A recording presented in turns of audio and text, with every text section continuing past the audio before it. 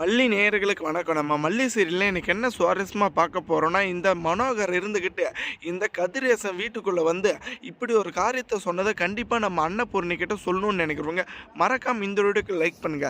ஏன்னா, இந்த அன்னபூர்ணிக்கு வந்துட்டு கொஞ்சம் கூட வந்துட்டு புடிக்கலைங்க இந்த ரேணுகா அந்த ஒரு வீட்டுக்குள்ள வந்தது.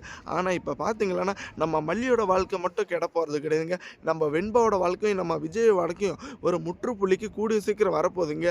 ஏன்னா, இந்த ரேணுகான்ற பேர்ல ரேணுகா பக்கம் சப்போர்ட்டா நின்டுட்டு நம்ம விஜய் வந்துட்டு அடிக்கடிக்கு நம்ம மல்லிய ஒரு கேவலமான நிலைமையில வச்சுட்டு இருக்காங்க.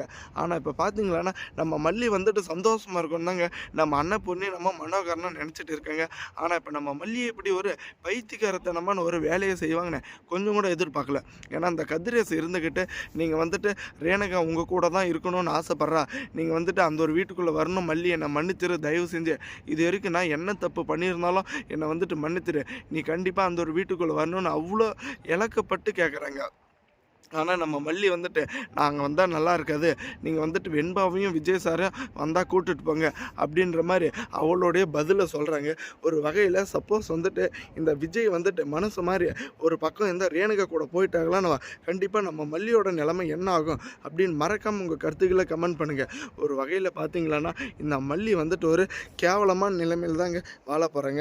ஏன்னா, ஆரம்பத்துலேருந்து இப்ப வரைக்கும் ஒரு சந்தோஷன்ற வாழ்க்கையிலே வந்துட்டு இல்லாம, அடிக்கடிக்கு வந்துட்டு ஏமாந்துட்டு இப்படி ஒரு முட்டாள்தனமான காரியத்தை பண்ணிட்டு இருக்காங்க. இப்போ நம்ம மனோகரனுக்கு ஆல்ரெடி வந்துட்டு ஆரம்பத்துலேருந்து இப்போ வரைக்கும் இது நம்ம ரேணுகாவா இல்லையா அப்படின்னு சந்தேகம் இருந்துட்டு தான் இருக்குங்க.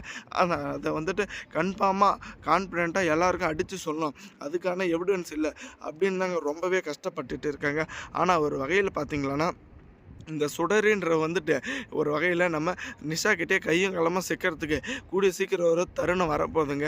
ஏன்னா அடிக்கடிக்கு பார்த்தீங்களா இந்த ஒரு வீட்டில் இருக்கும்போது எல்லாருமே ரொம்பவே நல்லா கவனிச்சிட்டு இருந்தாங்க. ஆனால் அந்த ஒரு வீட்டில் இந்த கதிரேசனும் ஒழுங்காக கண்டுக்கிறது இல்லை. அதே சமயம் இந்த நிஷாவுக்கு சுத்தமாகவே இந்த பைத்தியக்காரை கண்டா பிடிக்கலைங்க. எப்போ வீட்டை விட்டு இவ வெளியே போவா அப்படின்னு தான் நினச்சிட்டு இருக்காங்க. கூடிய சீக்கிரத்தில் இதுக்கு எல்லாத்துக்கும் முற்றுப்புள்ளி தெரிஞ்சாகணும், முடிவு தெரிஞ்சாகணுன்றவங்க உங்கள் கருத்துக்களை கமெண்ட் பண்ணுங்கள். தேங்க்ஸ் ஃபார் வாட்சிங் மல்லி நேயர்களுக்கு. நம்ம சேனலுக்கு புதுசாக வந்திருந்தால் சப்ஸ்கிரைப் பண்ணிட்டு பெல் ஐக்கானை தட்டுங்க. அப்போ தாங்க நம்ம போடுற வீடியோ உங்களுக்கு உடனுக்குடனே நோட்டிஃபிகேஷன் வரும்.